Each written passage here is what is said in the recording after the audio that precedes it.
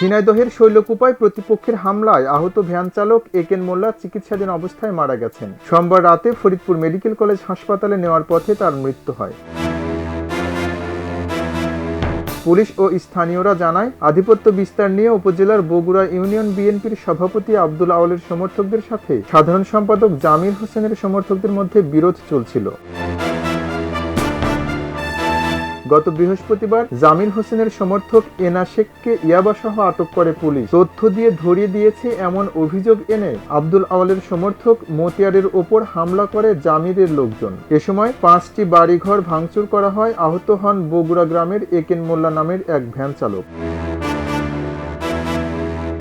তাকে উদ্ধার করে প্রথমে শৈলকুপা উপজেলা স্বাস্থ্য কমপ্লেক্স ও পরে কুষ্টিয়া জেনারেল হাসপাতালে চিকিৎসা দেওয়া হয়। সোমবার উন্নত চিকিৎসার জন্য ঢাকায় রেফার করা হলে ফরিদপুরে গিয়ে মারা যান একেন মোল্লা। এ ঘটনার পর এলাকায় উত্তেজনা বিরাজ করছে। শৈলকুপা থানার অফিসার ইনচার্জ মোহাম্মদ হুমায়ুন কবির মোল্লা জানান, এ ঘটনার পরপরই এলাকায় পুলিশ মোতায়েন করা হয়েছে। এখনো কাউকে আটক করা হয়নি। এখন পরিস্থিতি স্বাভাবিক রয়েছে। ময়না তদন্তের প্রতিবেদন পেলে মৃত্যুর সঠিক কারণ জানা যাবে।